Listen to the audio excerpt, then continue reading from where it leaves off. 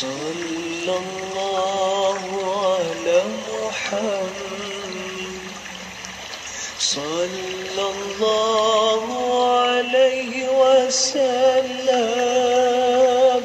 صلى الله على محمد صلى الله عليه وسلم.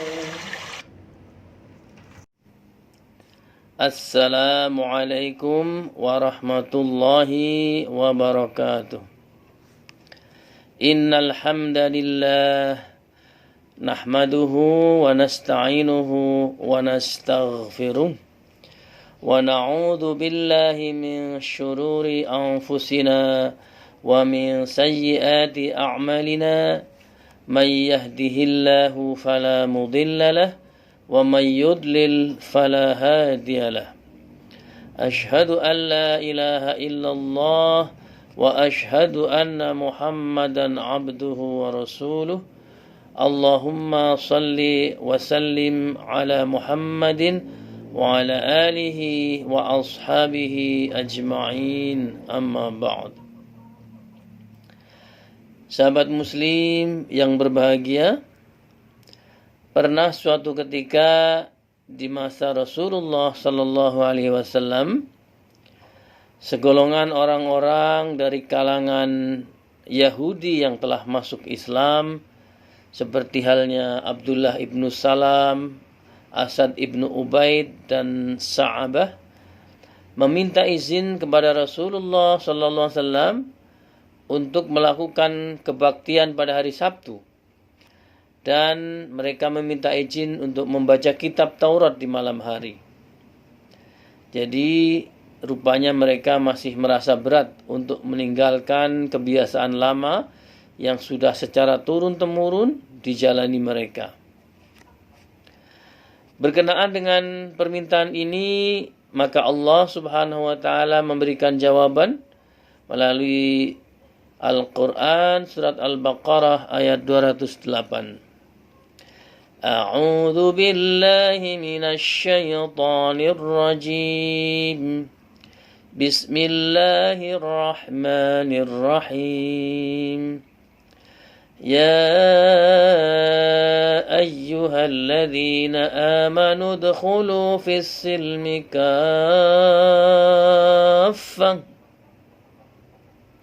wa la tattabi'u khutuwatis syaitan innahu lakum aduwwum mubin. Wahai orang-orang yang beriman, udkhulu fis silmi kaffah, masuklah ke dalam Islam secara keseluruhan. Wala tattabi'u khutuwatis syaitan, dan janganlah kamu ikuti, kamu turuti langkah-langkah syaitan. Innahu lakum aduwwum mubin, sesungguhnya syaitan itu musuh yang nyata bagimu. Ibnu Katsir dalam tafsirnya menjelaskan terkait dengan surat Al-Baqarah ayat 208 ini, yang dimaksud dengan orang-orang yang beriman dalam ayat ini adalah orang-orang mukmin dari kalangan ahli kitab. Karena sesungguhnya sekalipun mereka telah beriman kepada Allah, mereka masih tetap berpegang kepada sebagian perkara kitab Taurat dan syariat-syariat yang diturunkan di kalangan mereka. Maka Allah menurunkan firman-Nya, udkhulu fis silmi kaffah, masuklah kalian ke dalam Islam secara keseluruhan. Yakni masuklah kalian ke dalam syariat Nabi Muhammad sallallahu alaihi wasallam, dan janganlah kalian meninggalkan sesuatu pun yang ada padanya, dan tinggalkanlah apa yang ada di dalam kitab Taurat. Kalian hanya dituntut untuk beriman kepadanya saja, dan itu sudah cukup bagi kalian. Hal ini sebagaimana yang dikatakan oleh Ibnu Abu Hatim bersumber dari Ibnu Abbas. Sahabat muslim, selanjutnya Ibnu Katsir dalam tafsirnya menjelaskan, Sedangkan kalimat wala tattabi'u khutuwatis syaitan maksudnya adalah kerjakanlah semua ketaatan dan jauhilah apa yang diperintahkan oleh syaitan kepada kalian. Sebagaimana yang disebutkan oleh firman-Nya, innama ya'murukum bis-su'i wal fahsya'i wa an taqulu 'alallahi ma la ta'lamun. Sesungguhnya setan itu hanya menyuruh kalian berbuat jahat dan keji dan mengatakan terhadap Allah apa yang tidak kalian ketahui. Yakni memerintahkan kepada kalian kepada perbuatan-perbuatan yang jahat dan perbuatan-perbuatan yang berdosa besar seperti zina dan lain-lain, dan mengatakan terhadap Allah hal-hal yang tanpa didasari pengetahuan, misalnya perbuatan bid'ah. Jadi ini penjelasan dari Ibnu Katsir tentang wala tattabi'u khutuwatis syaitan. Sahabat muslim, mari kita mengambil ibrah atau pelajaran dari peristiwa yang diceritakan tersebut. Dalam kehidupan masyarakat kita, sampai saat ini masih banyak pula praktek-praktek budaya dan kepercayaan yang semestinya ditinggalkan karena menyelisihi dengan ajaran Islam. Beberapa contoh misalnya upacara pemberian tumbal dan sesajen kepada penunggu di tempat yang dianggap keramat. Kemudian kepercayaan kepada barang yang bertuah dan kepercayaan kepada pengaruh hitungan weton atau tanggal lahir terhadap nasib seseorang. Sahabat, mari coba kita bahas satu persatu praktek-praktek contoh-contoh yang tadi telah kita sebutkan dari sudut pandang ajaran Islam. Yang pertama terkait dengan pemberian tumbal dan sesajen. Pemberian tumbal dan sesajen kepada tempat yang dianggap keramat pada dasarnya adalah memberikan persembahan kepada penunggu tempat tersebut. Misalnya pohon, sungai, kuburan, jembatan, dan lain-lain. Dengan keyakinan bahwa penunggu tidak akan memberikan madarat kepada orang sekitarnya setelah diberikan tumbal atau sesajen. Dalam sudut pandang Islam, maka hal ini menyelisih akidah bahwa hanya Allah Subhanahu wa taala sajalah yang mampu memberikan manfaat dan madarat. Ketika kita meyakini adanya makhluk atau benda lain yang berkuasa memberi manfaat dan madarat kepada kita, berarti kita telah menyamakan kedudukannya dengan kedudukan Allah Subhanahu wa taala. Dalam bahasa agama, ini disebut syirik. Kita lihat kemudian yang kedua, kepercayaan kepada barang yang bertuah. Di masyarakat kita juga masih banyak yang mempercayai bahwa benda-benda tertentu dapat membantu mereka dalam hal misalnya melancarkan perjodohan, misalnya disebut sebagai pengasih. Kemudian melariskan perdagangan disebut sebagai penglaris, atau memberikan kewibawaan dan keberanian. Untuk tujuan itu biasanya mereka datang kepada orang pintar untuk diberi sarana berupa barang bertuah, mungkin berupa cincin, susuk, atau benda pusaka. Dalam sudut pandang Islam, praktek ini masih sama dengan praktek yang dilakukan pada kasus pertama tadi, pemberian tumbal dan sesajen.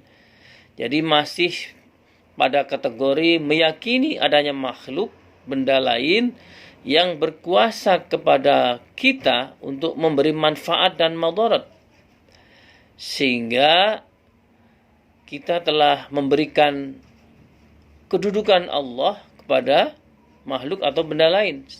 Sehingga dampaknya sama seperti halnya pemberian tumbal dan sesajen, kita bisa jatuh ke dalam dosa syirik. Sahabat, yang ketiga adalah tentang kepercayaan kepada pengaruh hitungan weton terhadap nasib seseorang. Saya pernah mendengar dan pernah menyaksikan terjadinya dalam kehidupan nyata dua orang pasangan pria dan wanita yang akan menikah.